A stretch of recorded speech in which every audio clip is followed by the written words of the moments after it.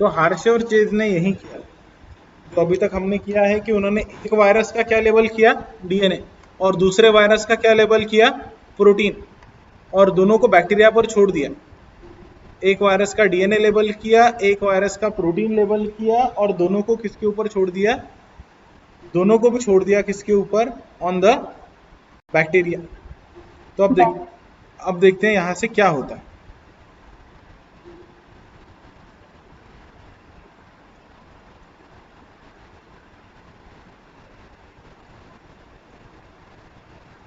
Will be labelled. ये आधा छूट गया था जिसको हमने कंप्लीट कर दिया। देखिए हार्शे और चेज ने क्या किया, एक फैज में उसको लेबल किया,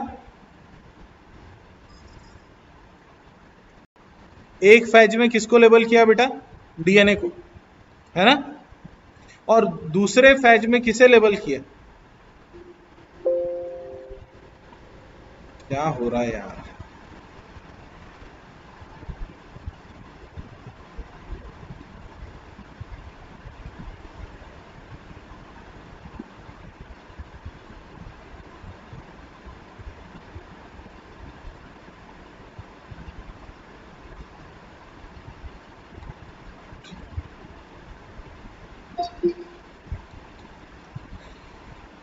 तो यहां पर इन्होंने क्या किया, एक फैज में किसको लेबल कर दिया बेटा, P53, किसको लेबल किया, डीएनए को। दूसरे बैक्टीरियोफेज में, बैक्टीरियोफेज मतलब वायरस जो किसको इन्फेक्ट करता है, बैक्टीरिया को, दूसरे बैक्टीरियोफेज में किसको लेबल कर दिया, प्रोटीन को। तो इसने किसको लेबल कर दिया, कोट जो है, ये जो रेड कलर का कोट है ये लेबल हुआ और डीएनए लेबल नहीं हुआ, ठीक है। तो एक वायरस में डीएनए को लेबल कर दिया, दूसरे वायरस में किसको छोड़ दिया, प्रोटीन को लेबल कर दिया। ये है आपका बैक्टीरिया, राइट, और ये है बैक्टीरियोफेज मींस वो वायरस जो किसको इन्फेक्ट करता है, वो वायरस जो किसको इन्फेक्ट करता है, बैक्टीरिया को। तो ये भी क्या है, bacteria, this is your bacteria and this is the bacteriophage. फिर इन्होंने देखा कि ये रेडिएक्टिव है, ये जो फॉस्फेट है ये कैसा है, this phosphate is radioactive.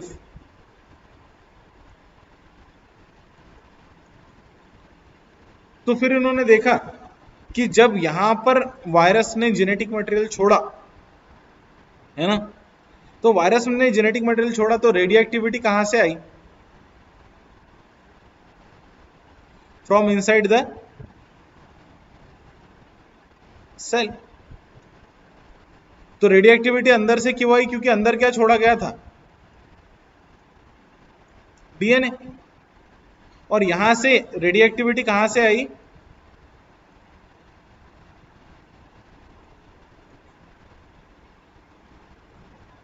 Doesn't inter in cell. जो रेडिएक्टिव मटेरियल था वो कहां पर इंटर नहीं कर रहा था, सेल में, यस और नो। तो यहां पर रेडिएक्टिव कौन है, प्रोटीन है, और यहां पर रेडिएक्टिव कौन है, डीएनए। तो जब डीएनए सेल में चला गया तो रेडिएक्टिविटी सेल के अंदर से आई, और हमें पता है कि जो सेल में जाता है, जो चीज सेल में जाती है वो क्या होगा,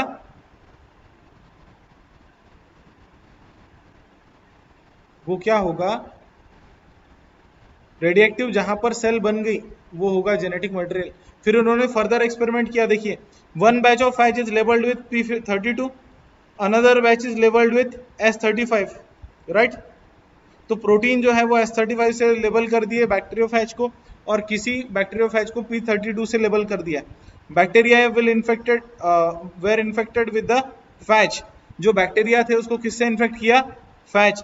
looking to identify the viral DNA और viral protein entered in the host cell. यहां पर ही पता चल गया आपको कि अगर डीएनए अंदर गया, रेडिएक्टिव डीएनए अंदर गया, तो इसका मतलब जेनेटिक मटेरियल डीएनए है, और अगर नहीं जाता अंदर, बाहर ही छूट जाता है रेडिएक्टिव मटेरियल, जैसा प्रोटीन के केस में हुआ, तो जेनेटिक मटेरियल कोई बाहर छूटने की चीज तो है नहीं। अगर वायरस जेनेटिक मटेरियल छोड़ेगा बैक्टीरिया में, तभी तो जाकर इन्फेक्शन होगा, है ना। फिर यहाँ पर और किया कि इस बैक्टीरिया को कल्चर किया, और बैक्टीरिया को कल्चर करने के बाद में यहाँ पर फैच सेपरेट किए, राइट। जब फैच सेपरेट किए तो ये पता चला कि bacteria infected with P32 label DNA, right. P32 containing fetch से जिसको इन्फेक्ट किया था, उन्होंने यहाँ पर P32 कंटेनिंग डीएनए को प्रोड्यूस किया, मतलब ये वाले, इसमें P32 वाला डीएनए है और इसमें S35 वाला प्रोटीन नहीं है। तो यहाँ पर जो वायरस था, यहाँ पर अंदर किसी भी तरीके की रेडिएक्टिविटी गई नहीं थी, एक्सपेरिमेंट यहाँ पर ही खत्म हो जाता है। ये तो एक्सटेंड किया है उन्होंने। तो बस अंदर क्या जा रहा था, अगर रेडिएक्टिविटी अंदर से आई सेल के तो वो जेनेटिक मटेरियल। किसके टाइम में रेडिएक्टिविटी सेल के अंदर से आई? डीएनए के टाइम में। तो जेनेटिक मटेरियल कौन है? डीएनए है, ठीक है। तो इस तरीके से हार्शे और चेज ने भी प्रूव कर दिया कि जेनेटिक मटेरियल कौन है? डीएनए है, because the radioactive material enters in the bacterial cell. कितने लोग हैं लेक्चर को, कितने पार्टिसिपेंट्स हैं?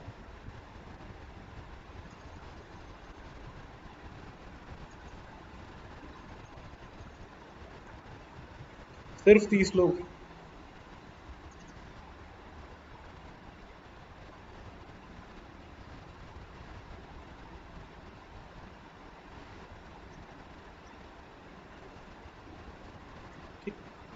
चलिए आगे बढ़ते हैं।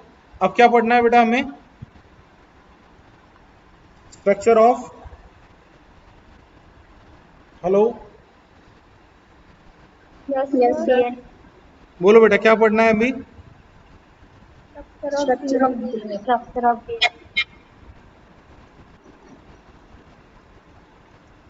DNA. DNA is the polymer of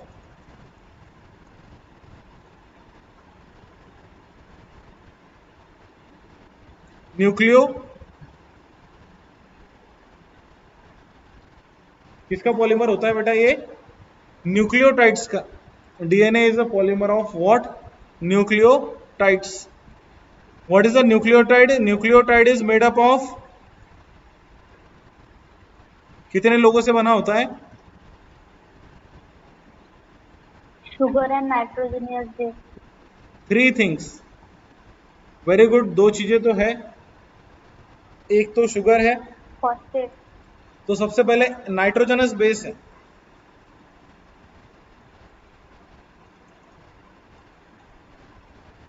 nitrogenous base कितने टाइप की होती है? नाइट्रोजनस बेस कितने टाइप की होती है बोलिए? ए, यू, ए, टी, जी और सी, है ना। एडेनिन, थायमिन, ग्वानिन और साइटोसिन। और आरएनए में कौन सी होती है? यूरेसिल। ये किस में होती है? आरएनए में, ठीक है। ठीक है, तो ये यू याद रखना कि ये न्यूक्लियोटाइड में एक नाइट्रोजनस बेस होती है, दूसरी चीज क्या होती है? या शुगर। डीएनए में कौन सी शुगर होती है बेटा? अभी शुगर लिखने से थोड़ा सा स्टैंडर्ड लिखे तो पेंटोज शुगर, है ना। अब डीएनए में कौन सी पेंटोज शुगर होती है? 2-डीऑक्सीराइबोज। और आरएनए में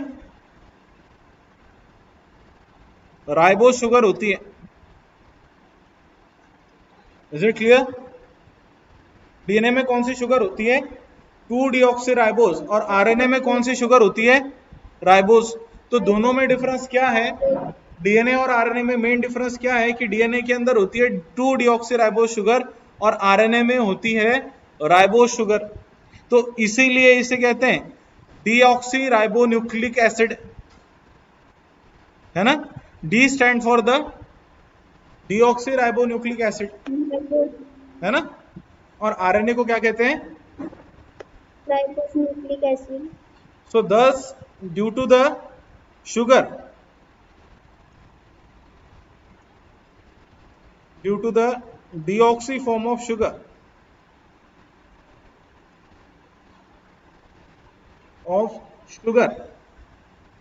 in DNA. It is called as deoxyribonucleic acid. That is the full form of your DNA. और आरएनए में कौन सी शुगर है? Ribose sugar. तो आरएनए को क्या कहा जाता है बेटा? Ribonucleic acid.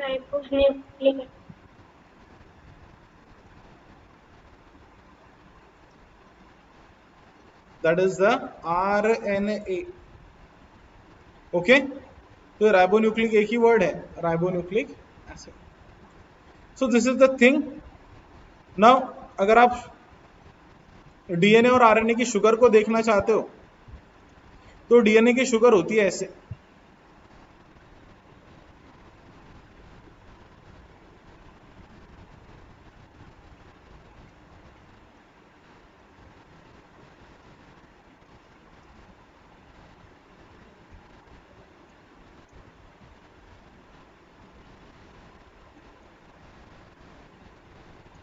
दिस इज, ये यहां से नंबरिंग चालू होती है 1 2 3 4 और 5.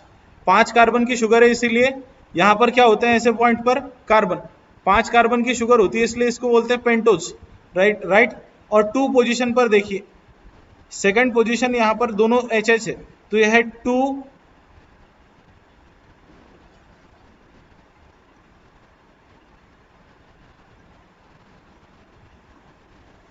यह है 2 डिऑक्सी राइबोस शुगर. और अगर आप आरएनए को देखो और राइबोस शुगर को देखो तो आरएनए होता है ऐसे.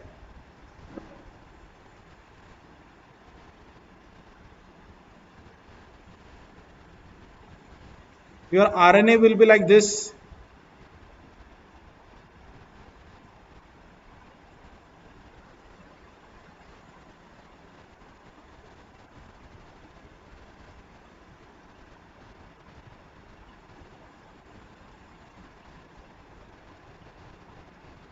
आपसे एक क्वेश्चन बहुत बार पूछा जाता है कि दोनों में से स्टेबल कौन है, डीएनए या आरएनए?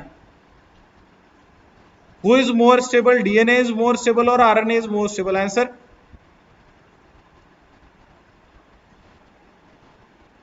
आंसर दीजिए बेटा, कौन ज्यादा स्टेबल है, डीएनए या आरएनए?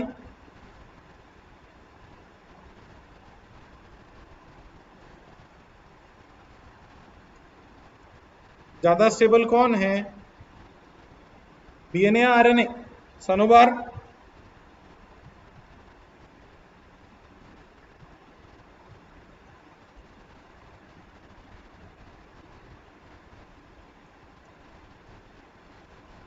पायल मंगड़े, प्रियंका काकड़,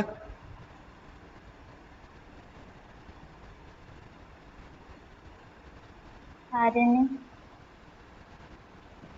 आरएनए. हर्षल वारसाकड़े,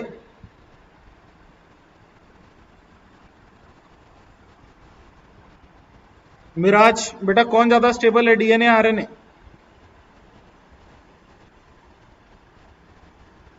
आरएनए. बहुत गलत हो रहे हो बेटा. डीएनए इज हाईली स्टेबल और it is more stable, not highly stable, it is more stable. ये लेस स्टेबल है. More stable. ठीक है, डीएनए ज्यादा स्टेबल है, आरएनए कम स्टेबल है. And the difference of stability, जो डिफरेंस है स्टेबिलिटी में वो किसकी वजह से है? The difference of stability is due to this. यहां पर H है और यहां पर क्या है, OH. तो अगर आप लोग केमिस्ट्री के थोड़े से पक्के होंगे तो आपको न्यूक्लियोफिलिक अटैक पता होगा.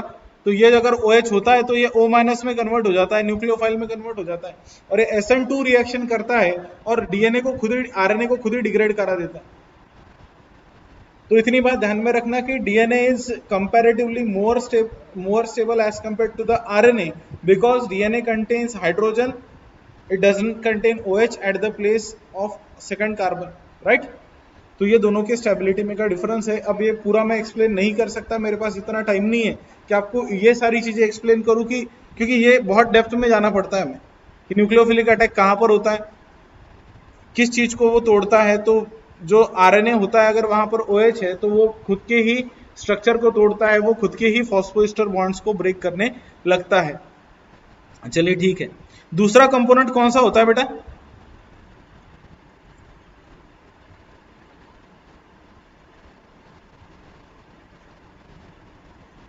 नाइट्रोजनस बेसिस की कितनी टाइप्स हैं?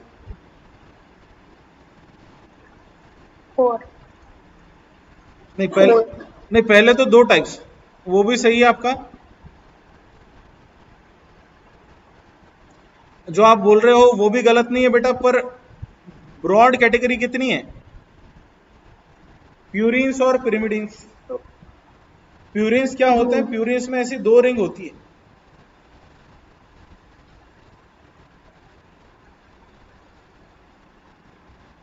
जो प्यूरिन्स होते हैं उसमें कितनी रिंग होती है?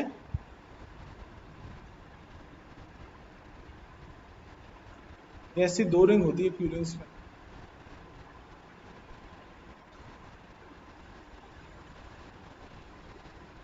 और पिरिमिडिन्स में सिंगल रिंग. एक ही रिंग होती है। So this is the basic difference कि जो प्यूरिन्स है, प्यूरिन्स में कितनी रिंग होती है? 2, और पिरिमिडिन्स में मात्र 1 रिंग होती है। अब मेरे पास इतना समय नहीं है कि मैं आपको यहाँ पर ये सारे प्यूरिन और पिरिमिडिन के स्ट्रक्चर निकाल कर बताऊं। चलिए इसके बारे में और एक चीज देख लेते हैं, यहाँ पर नंबरिंग कैसे होती है। तो यहाँ पर नंबरिंग होती है इस तरीके से 1 2 3 4 5 6 7 8 9। यहाँ पर हाइड्रोजन होता है, मैंने गलती से नाइट्रोजन लिख दिया है, यहाँ पर नाइट्रोजन नहीं होता, यहाँ पर होता है हाइड्रोजन। वो किस तरीके से किस वजह से नाइट्रोजन लिख दिया मैंने, यहाँ पर क्या होता है? हाइड्रोजन।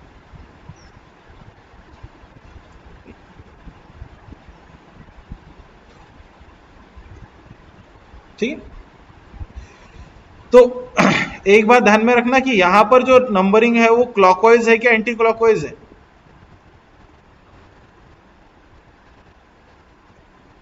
और यहां पर कैसी है? यहां पर नंबरिंग सीधे ऐसे होती है 1 2 3 4 गणपति सा जय जयकार, है ना। तो यहां पर नंबरिंग सीधे कैसे हो रही है?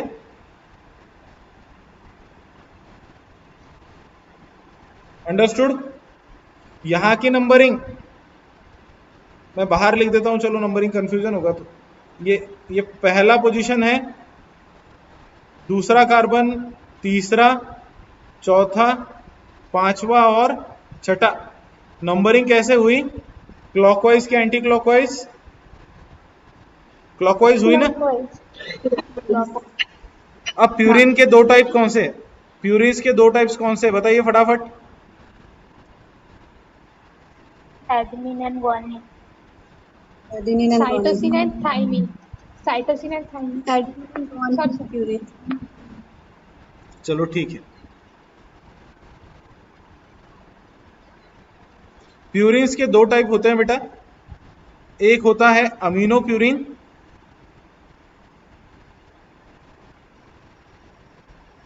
एक होता है अमीनो प्यूरिन, दूसरा होता है पिरिमिडिन। के भी 2 टाइप होते हैं,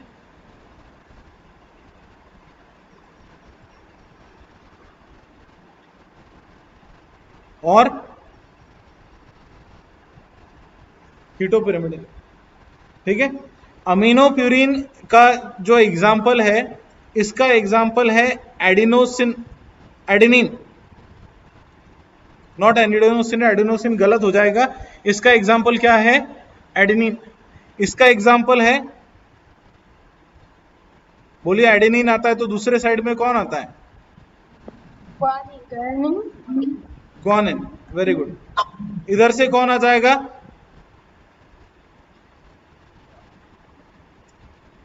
थायमिन एंड साइटोसिन। यहां पर आएगा साइटोसिन, राइट। और यस सर। इधर आ जाता है एग्जाम्पल 2, थायमिन। थायमिन। थायमिन। थाइमेनाइड यूरासिल, ठीक है। तो यस सर। ए किससे पेयर करता है?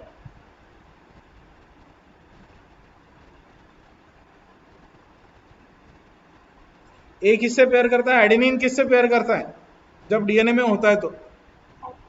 थायमिन से। Very good. कितने हाइड्रोजन बॉन्ड होते हैं? 2 की 3? 3। 3। नहीं बच्चों, 2। ए और टी में 2 और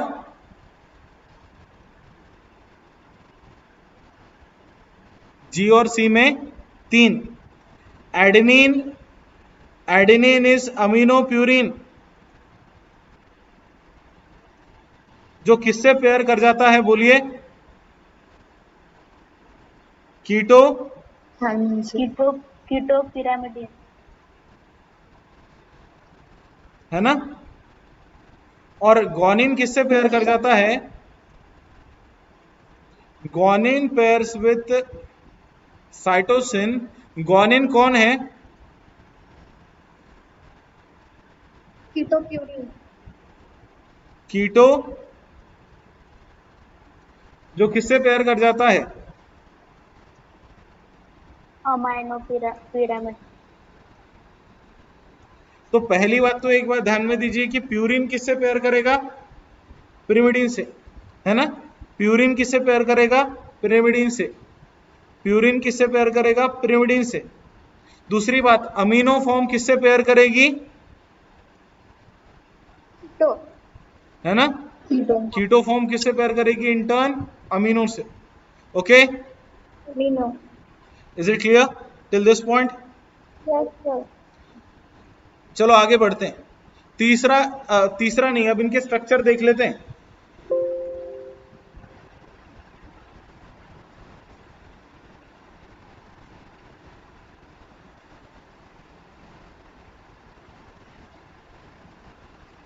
structure of nitrogenous bases.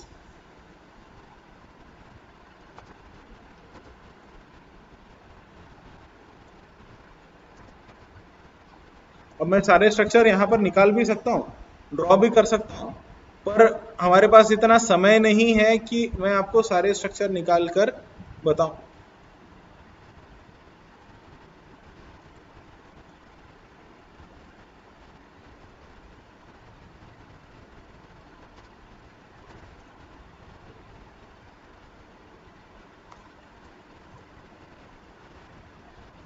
Structure of the nitrogenous bases.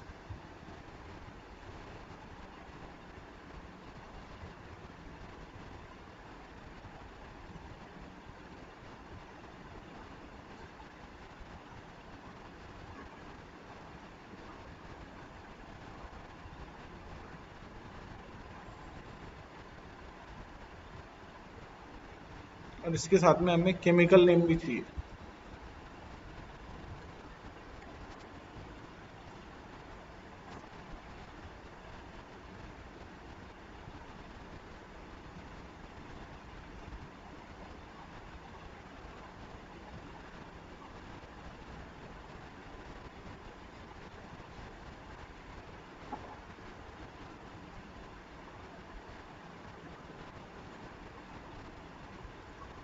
चलो ठीक है, जाने दो।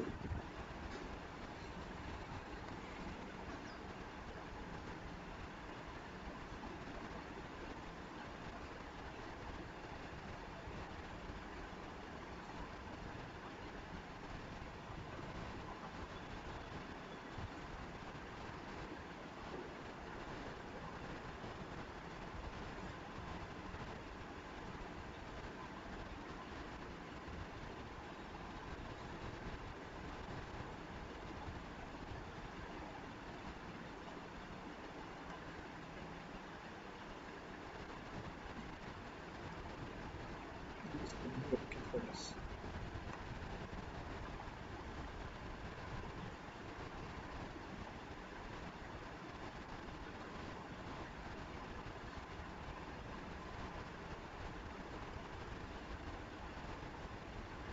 मेरी स्क्रीन दिख रही है कि नहीं?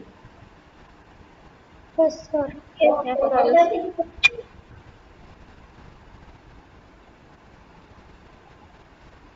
एक मिनट हाँ। अगर कुछ प्रॉब्लम हो तो बता देना मुझे।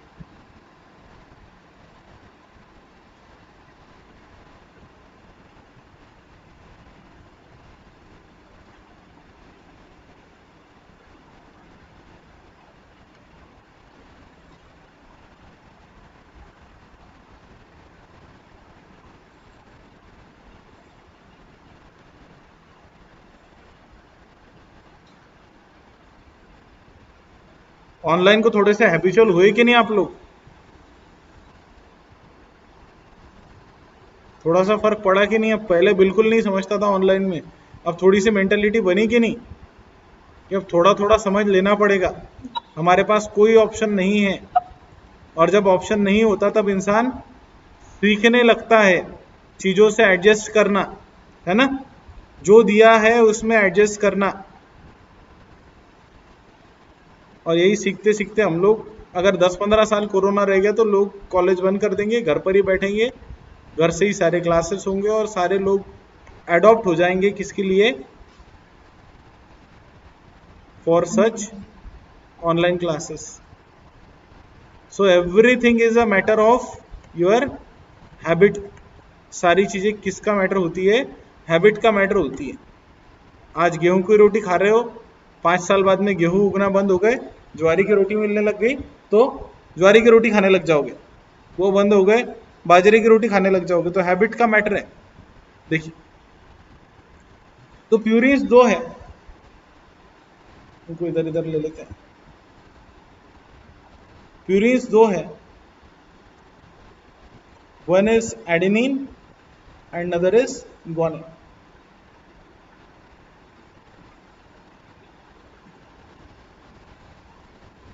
एडेनिन का पूरा नाम आता है बेटा, what is the name of adenine?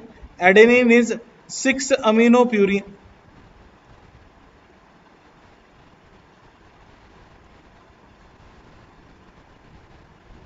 Adenine का पूरा नाम क्या है? 6 अमीनो प्यूरीन। तो ग्वानिन का पूरा नाम देखिए, नंबरिंग कहां से होती है? यहां से 1 2, है ना? यहां से उल्टी नंबरिंग होती है ना, 1 2 3 4 5 और 6। छठे नंबर पर कौन है? अमीनो ग्रुप है, तो इसीलिए नाम क्या पड़ गया? 6 अमीनो प्यूरिन। यहां पर ग्वानिन का नाम क्या होगा? 1 2, 2 अमीनो, है ना? 3 4 5 और 6, 6 ऑक्सी,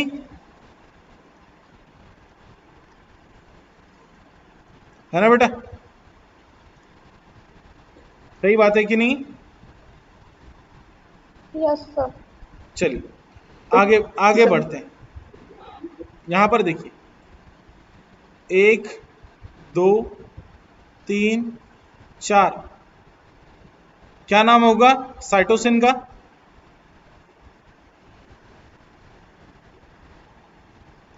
एनीवन? 4 amino acids. नहीं, सबसे पहले तो आ जाता है, एक मिनट है, इसमें नंबरिंग यहां से इधर होगी, इससे नंबरिंग 1 2 3 4 5 और 6। अब इसने रिंग को उल्टा निकाला है, इसको हमारी गलती नहीं है, रिंग को उल्टा निकाला, रिंग इधर होना चाहिए था, ठीक है? तो यहां पर नाम आ जाएगा 2 ऑक्सी 4 अमीनो,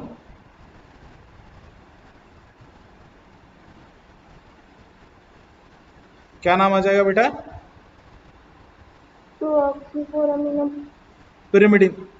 इसका नाम क्या आएगा? देखिए, ये है 1 नंबर, 2, 3, 4, 5 और 6। थायमिन का नाम क्या आएगा बताइए, कौन बता सकता है थायमिन का नाम? कौन कौन सी पोजीशन पर ऑक्सी है? 2, 4, ऑक्सी 2, 4 डायऑक्सी या 5 मिथिल, है ना? पांचवी पांचवी पोजीशन पर कौन है? मिथिल। 2, 4 डायऑक्सी पिरिमिडिन, है ना?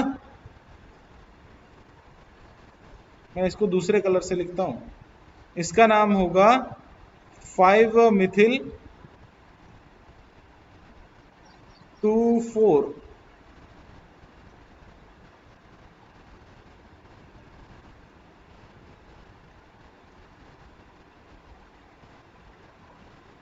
ये कौन है? थायमिन। और यूरासिल क्या होगा? सिर्फ 2, 4 डाइऑक्सी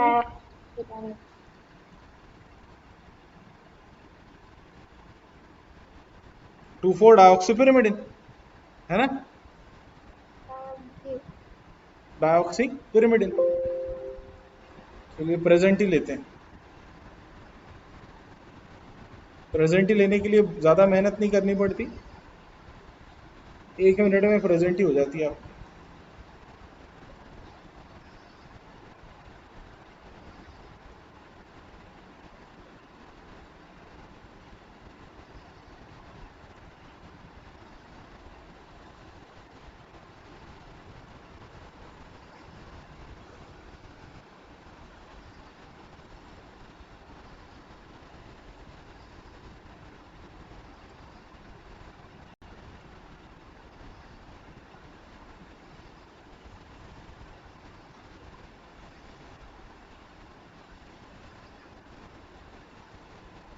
आ गई present he?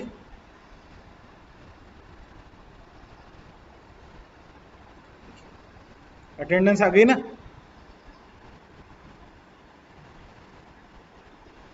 Vaishnavi Karnik is there, पायल मंगड़े है ना? 1 मिनट, तुम्हारी स्क्रीन शेयर नहीं की है शायद।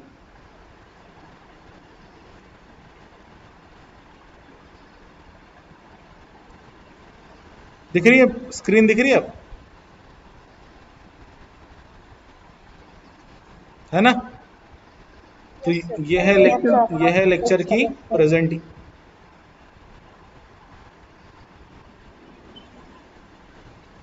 चलिए, तो अब क्या देखना है हमें? पढ़ना है या बस करना है?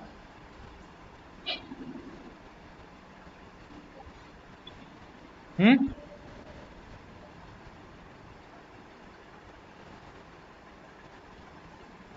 शिकायचं की बस करायचं?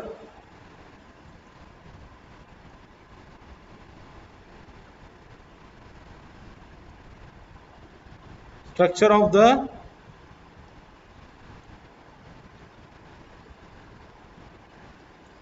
आपका जो डाटा है वो डाटा काम आ जाता है पूरा, कि डाटा कम पड़ता है आपको लेक्चर सुनने के लिए? हम्म?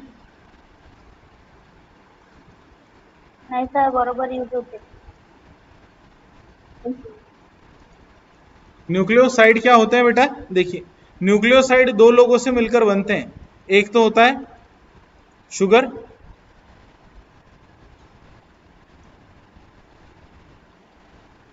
और दूसरे होते हैं नाइट्रोजनस। ठीक है? तो अब न्यूक्लियोसाइड कैसे बनते हैं देखिए, जैसा कि ये राइबोस शुगर है,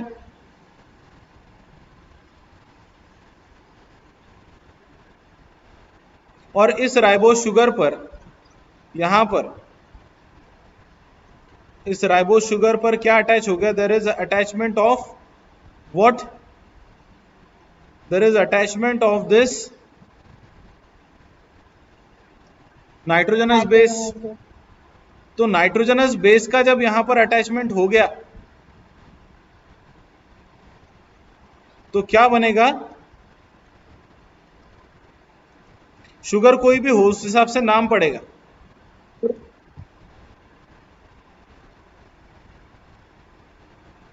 अब ये शुगर मैंने ऑक्सी फॉर्म वाली निकाली है या डीऑक्सी फॉर्म वाली निकाली है, बताइए तो।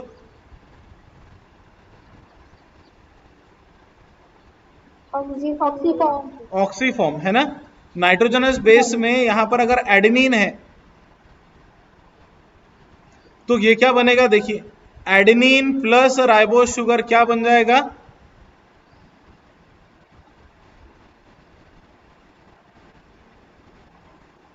क्या बनेगा, एडेनिन प्लस राइबोस शुगर क्या बनेगा, एडिनोसिन, है ना। तो एक बात ध्यान में रखें कि दो लोग एक दूसरे से अटैच हो गए, शुगर और एन बेस, तो क्या बन जाता है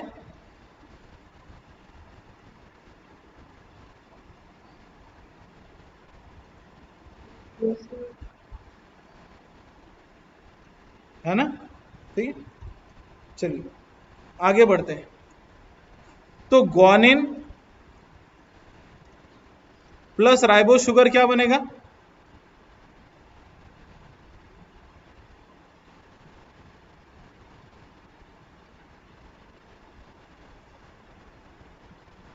ग्वानोसिन, है ना। सही बात है कि नहीं, अरे सही बात है कि नहीं। एडेनिन से क्या बना था, एडिनोसाइन। अब चलिए और आगे बढ़ते हैं। तो अगर guanine plus 2 deoxy sugar, 2 deoxy ribose sugar हो, ऐसी शुगर किस में होती है, ऐसी शुगर किस में होती है 2 डीऑक्सी राइबोस शुगर, गधो किस में होती है डीऑक्सी राइबोस शुगर, डीएनए में क्या आरएनए में, यानी में। तो ये क्या बनेगा 2 डीऑक्सी,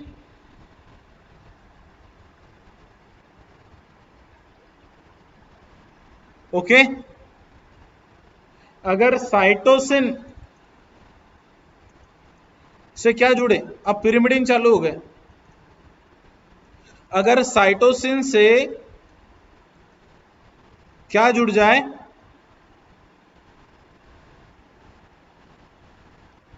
तो क्या नाम दूं,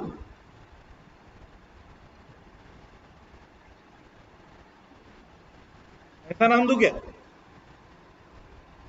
क्या खुल जा सिमसिम करना है हमें, साइटोसिनसिन बोल सकते हैं क्या, अच्छा लगेगा क्या बोलने के लिए, नहीं।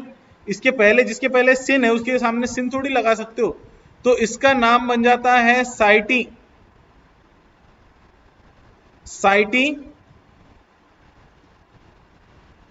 डिन, क्या नाम बन जाता है, साइटिडिन। थायमीन से क्या बनेगा,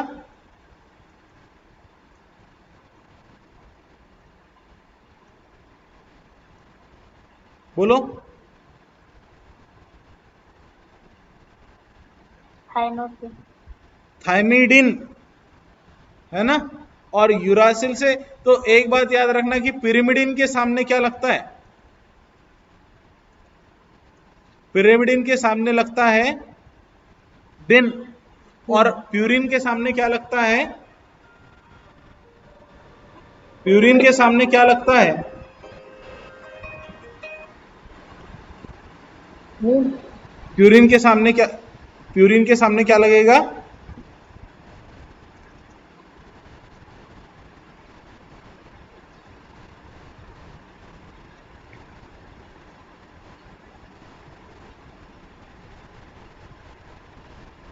okay. So what is the difference between cytosine and cytidine, बोलो, साइटोसिन और साइटिडिन में क्या डिफरेंस है, what is the difference between cytosine and cytidine, cytosine is just a cytosine is just a nitrogenous base. When ribose sugar associates with cytosine, then it is called as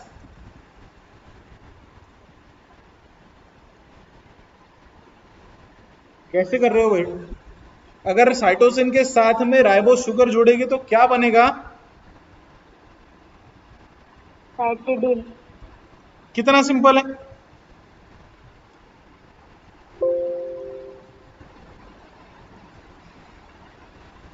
पढ़ने की हिम्मत है कि नहीं?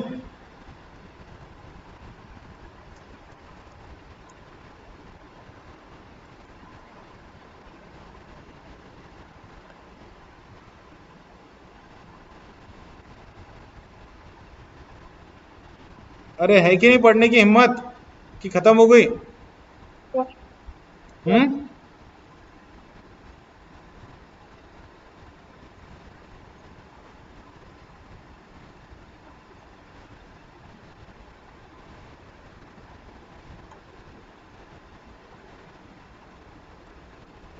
अब यहां पर इन्होंने आधे नाम लिखे हैं, हम पूरे नाम लिखते, इन्होंने कितने नाम लिखे हैं?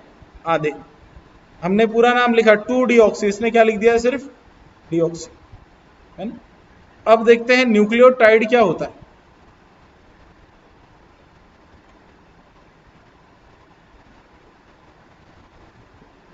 अब क्या देखना है हमें? न्यूक्लियोटाइड्स क्या होते हैं। न्यूक्लियोटाइड में 3 कंपोनेंट होते हैं बेटा, कौन कौन से? शुगर, नाइट्रोजनियस बेस आणि फॉस्फेट। Very good. 3 कंपोनेंट्स होते हैं न्यूक्लियोटाइड्स में, शुगर, नाइट्रोजनस बेस और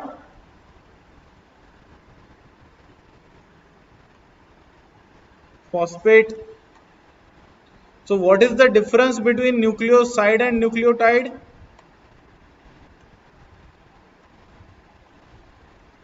कोई बता सकता है मुझे कि न्यूक्लियोसाइड मध्ये फॉस्फेट ग्रुप प्रेझेंट नसते आणि न्यूक्लियोटाइड मध्ये। चलो ठीक है, एक में फॉस्फेट ग्रुप होता है और दूसरे में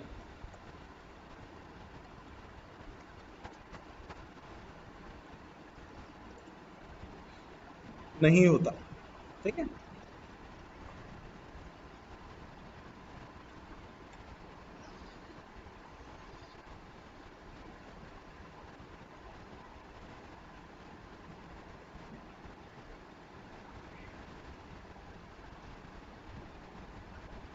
देखिए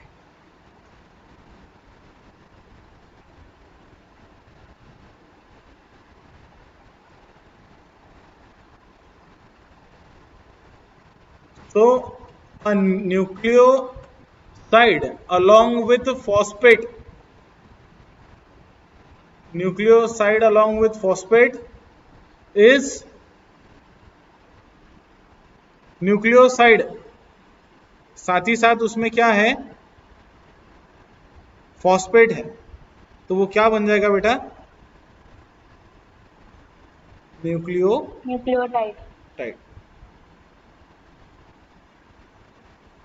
कौन सी लैंग्वेज में लिखा है?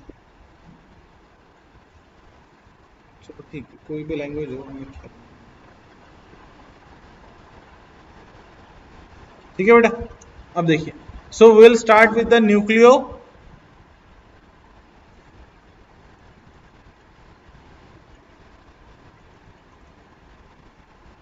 न्यूक्लियोटाइड। राइटिंग तो बहुत ही खराब आ गई।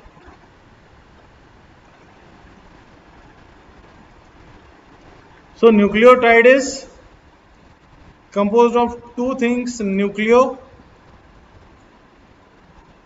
plus, अब फॉस्फेट एक हो तो मोनोफॉस्फेट, 2 हो तो बायफॉस्फेट होता है। मोनोफॉस्फेट, बायफॉस्फेट और डाई नहीं होता, बाय होता है, ठीक है। चलिए, तो यहां पर देखिए, अब सभी लोगों ने इधर देखना है और होपफुली आप लोग देख भी रहे होंगे। तो यहां पर नाइट्रोजनस बेस है और उसके साथ में ये शुगर है, यहां तक ये शुगर है, जो ब्लैक कलर में है वो क्या है, शुगर। तो base plus sugar will form nucleoside. इसमें कौन कौन है, बेस प्लस या nitrogenous base plus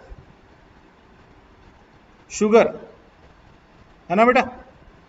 nucleoside monophosphate में क्या आ गया, अब देखिए न्यूक्लियोसाइड मोनोफॉस्फेट मतलब दूसरे शब्दों में ये है न्यूक्लियोटाइड, दूसरे शब्दों में ये क्या है, न्यूक्लियोटाइड है, समझ रहे हो। तो न्यूक्लियोसाइड मोनोफॉस्फेट का ही मतलब क्या होता है, न्यूक्लियोटाइड, जो यहां पर दिख भी रहा है आपको, है कि नहीं, जो यहां पर आपको दिख भी रहा है। और आगे बढ़े तो दो फॉस्फेट लग जाए, ग्रीन कलर का फॉस्फेट भी उसमें आ जाए, मतलब दूसरा फॉस्फेट, तो नाम क्या आ जाएगा, न्यूक्लियोसाइड बायफॉस्फेट। बैक बाय आएगा, डाई नहीं आएगा। और तीसरा, अगर तीन फॉस्फेट लगे हो तो न्यूक्लियोसाइड आ जाएगा, न्यूक्लियोसाइड कौन सा आ जाएगा बेटा, ट्राइफॉस्फेट। ट्राइफॉस्फेट। ओके, न्यूक्लियोसाइड आ जाएगा ऐसी कंडीशन में ट्राइफॉस्फेट, ठीक है। तो यहां तक हमने अब पढ़ लिया। अभी मैं आपको एक एग्जांपल दे देता हूं और आज क्लास खत्म करते हैं। तो एडिनोसिन, एडिनोसिन मतलब नाइट्रोजनस बेस है कि न्यूक्लियोसाइड है, बोलिए। एडिनोसिन क्या है, नाइट्रोजनस बेस है कि न्यूक्लियोसाइड है।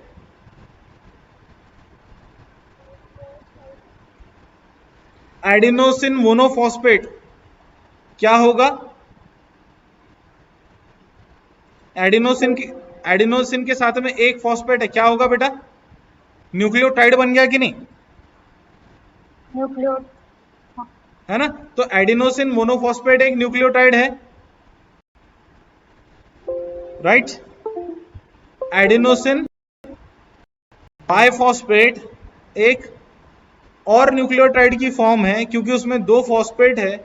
और adenosine triphosphate is a three phosphate form of a nucleotide.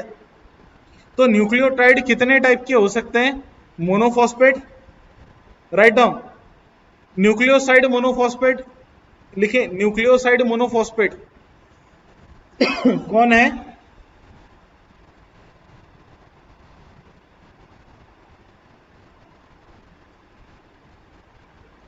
Nucleoside monophosphate,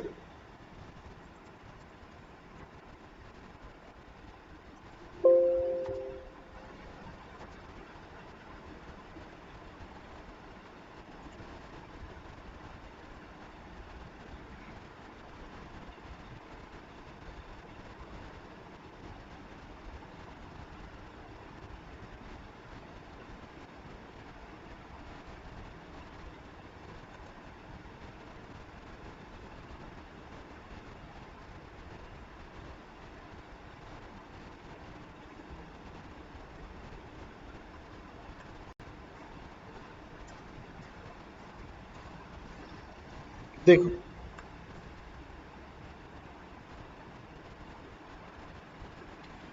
adenine, ये क्या है, एन बेस, नाइट्रोजनस बेस है कि नहीं, एडेनिन एन बेस है। इसके साथ में क्या जुड़ गई, राइबो शुगर। तो यहां से तो यहां तक राइबो शुगर जहां तक है वहां तक क्या बन गया, एडिनोसिन। एडिनोसिन कौन है, न्यूक्लियोसाइड। न्यूक्लियो फिर अगर उसमें एक फॉस्फेट आ गया, पहला फॉस्फेट, इसको बोलते हैं अल्फा फॉस्फेट, बीटा फॉस्फेट, और तीसरा ऑब्वियसली गामा होता है। तो अगर मोनोफॉस्फेट है तो एएमपी, एडिनोसिन मोनोफॉस्फेट, कितने फॉस्फेट आ गए, एक। तो ये क्या बन गया, न्यूक्लियो, साइड पहले तो ये हो गया nucleo,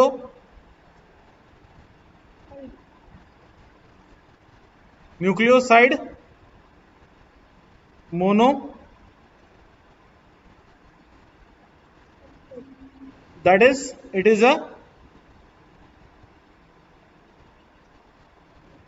what? Nucleotide. It is a nucleotide. Nucleotides. Adenosine diphosphate, तो अब ये पता है आपको कि ये एडिनोसिन मतलब न्यूक्लियोसाइड की टाइड। न्यूक्लियोसाइड 2-फॉस्फेट। हाँ, न्यूक्लियोसाइड डाइफॉस्फेट, और एडिनोसिन ट्राइफॉस्फेट आ जाए तो न्यूक्लियोसाइड ट्राइफॉस्फेट। देखिए बेटा, न्यूक्लियोसाइड मोनो फॉस्फेट, डाइफॉस्फेट और ट्राइफॉस्फेट, ये तीनों फॉर्म्स होती है ना। दुनिया में न्यूक्लियोटाइड ट्राइफॉस्फेट, न्यूक्लियोटाइड मोनोफॉस्फेट, अगर आपको मैं ये लेक्चर खत्म होने से या लेक्चर स्टार्ट होने से पहले पूछता कि एडीपी क्या है, आप लोग क्या कहते हैं इसे? पहले तो पूरा नाम कहते हैं, एडिनोसिन डाई फॉस्फेट, है ना। पर अगर मैं आपको पूछता कि ये न्यूक्लियोसाइड मोनोफॉस्फेट है, न्यूक्लियोटाइड मोनोफॉस्फेट है, तो एडीपी इज एडिनोसिन मतलब न्यूक्लियोसाइड, और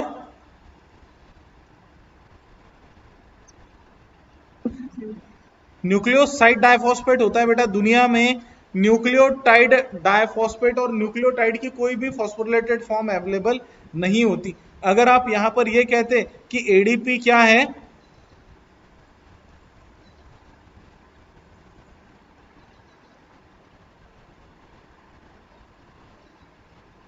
ये न्यूक्लियोटाइड डाइफॉस्फेट है, तो ये क्या हो जाता?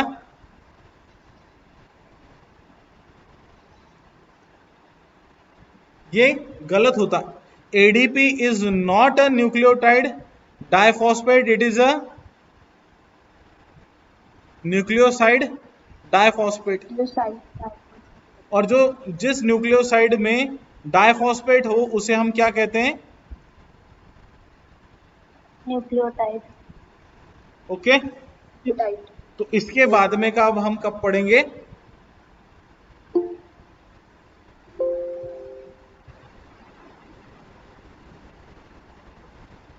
इसके बाद में का कब पढ़ेंगे बेटा हम? कब है इसके बाद में का लेक्चर? अब ये भी नहीं बताओगे कि आपका लेक्चर कब है, इतना भी नहीं बता पाओगे आप लोग। आज है कि उदय है? उदय है कि परवा है? उद्या। परवा नहीं है का? परवा पण आहे ना? तो हम उदय भी मिलेंगे और परवा भी मिलेंगे। परवा। ओके, चलिए, तो पढ़ाई करते रहिए, एग्जामिनेशन होगी। भले ही अब आपको बाकी चीज़ें पता है, पर पढ़ना जो है वो इसलिए ज़रूरी है कि हमें नॉलेज हो, ना कि इसलिए कि हमें मार्क्स मिले।